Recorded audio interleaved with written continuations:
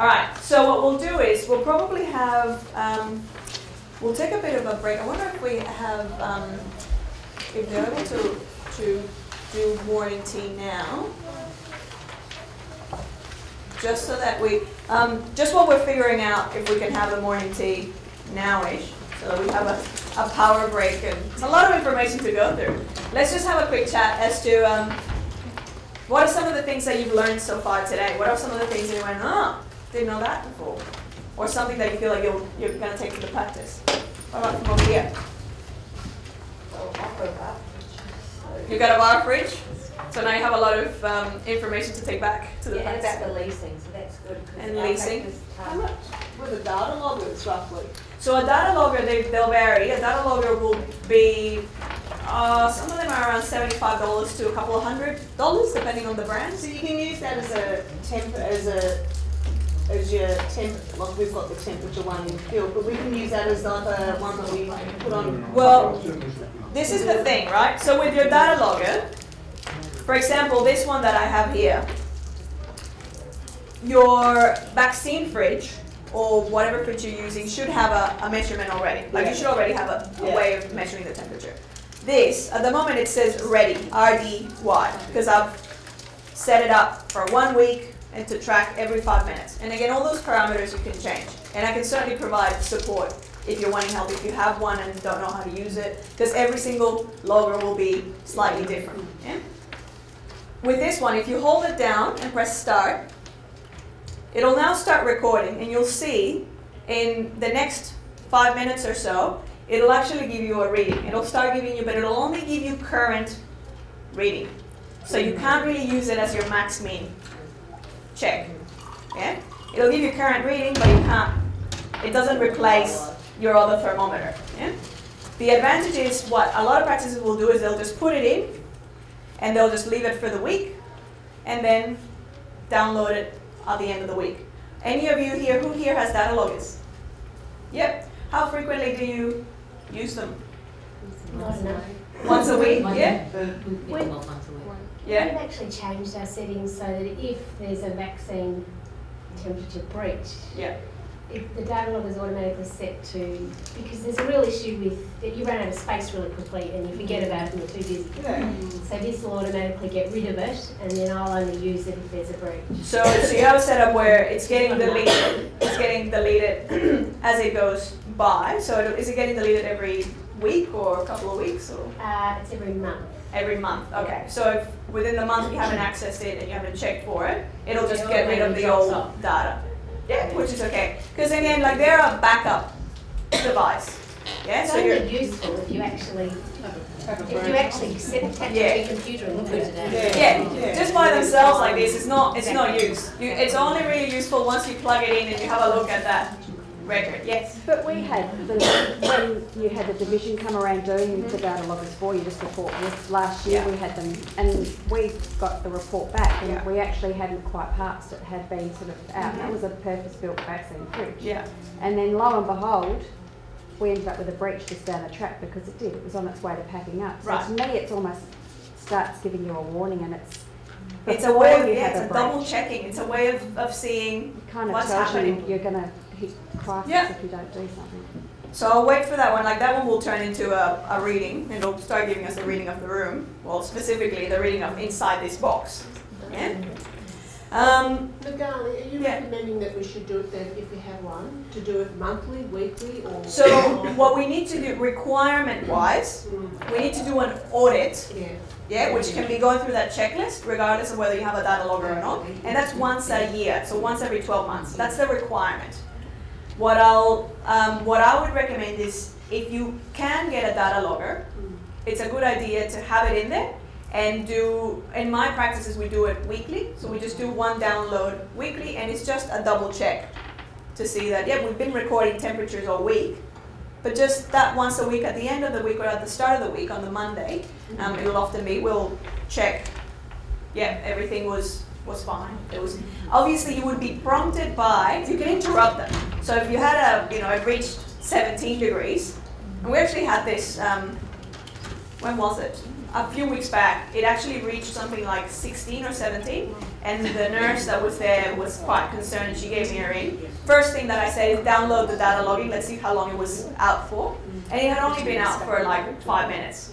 So it was fine, it was okay, let's just close it back down, let's see what could have happened, and let's inform the GPs who were on that day to remember to shut the door and keep it locked, like keep it shut while they're accessing things. Yeah. What I would say is even more important is just having a freestanding, a free-moving thermometer. That will oftentimes be a better way of double checking. Also because you can then move that one, take it with you if you're doing offsite, and you're gonna need it if you have to go into a cooler or something like that. Are they not yet? Not ready? We might.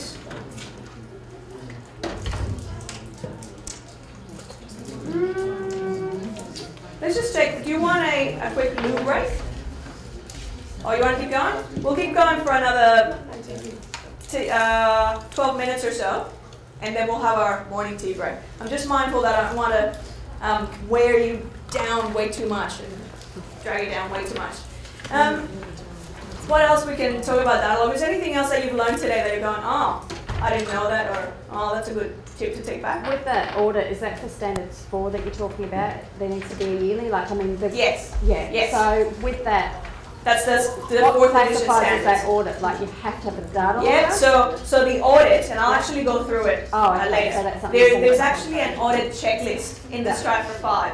And it just goes through how are you, are all the staff trained? Do we have a policy and procedure in place? Do we have we check the accuracy of our thermometer? If you have a purpose-built fridge and you can't do the slurry test with the thermometer inside the purpose-built fridge, then that's where having another thermometer that you can double check is quite handy. We will be talking about how to pack a cooler as well, because this is one of the things that in the first 3 or 4 years of practice, and I was the main nurse at that practice, I had no idea how to pack a cooler. And I always sort of thought, well, we're not really doing off-site immunization, so I don't really need to know that. We're lucky that we didn't have a breach. But if you do have, or a power outage, I should say, if you do have power outages, you need to know, you need to have it available. Because you need to have an alternative place where you can put the vaccines. Yeah? Yes? What is everybody's thoughts on, we've got a purpose-built vaccine fridge, but we've had it for over 8 years. It's had just about everything replaced, like someone else here. When do we say, okay, we get a new one? When you say enough's enough, yeah. It's been serviced, it's been maintained. Very good question. So, back when ours broke down, it was about that age. About 8 years, yeah. Look, sometimes a good rule of thumb is talking to your accountant and going, what's the depreciation in this? Because they go, well, look, that asset, what they call the fridge or whatever you buy, will depreciate, meaning that you'll be able to claim it off tax over 3 years or over 5 years. That's usually what they consider to be the good life of that piece of equipment. I'm not quite sure what their stand would be on vaccine fridges, but I would say, look, you would expect the fridge to last at least 5. And if you're having the regular maintenance, the yearly maintenance, and it's working fine, not to work, if it starts sort of showing signs of struggle, then that's where I would start considering. We're looking into the lease option, which I hadn't heard of before, but it makes sense, leasing a vaccine fridge. Also just to trial it, because your practice may not be ready to commit to have that be purchased, but swap from a bar fridge just to it'll get you out of the bar fridge.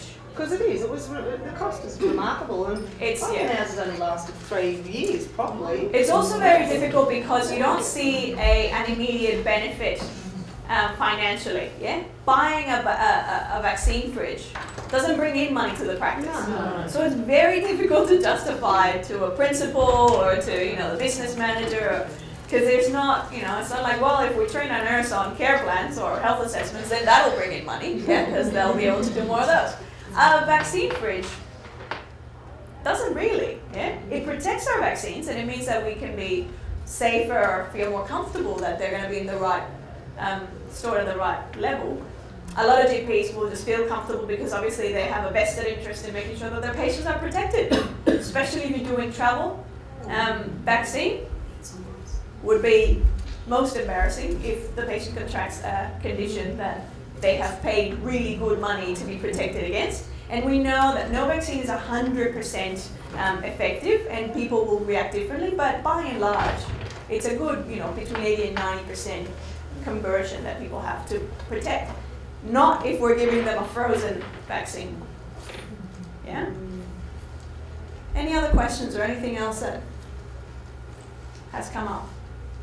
I thought having to check the fridge twice a day, I think that's a really good idea. Yeah, checking it twice a day. I've only been doing it once a day, first thing in the morning. And certainly before, a lot of the recommendation that I was giving was, if you have a purpose-built fridge, only do it once, do it in the morning. It is purpose-built. Yeah, and then if it was domestic, then do it twice. But now the recommendation is changing to everyone, even purpose-built, do it twice. And it makes sense, because it means that if you come in the following, again, you can't pick up that if you come in the morning and there was a 15, top of 15, I don't know now if this happened overnight or if this just happened yesterday when they were opening the fridge.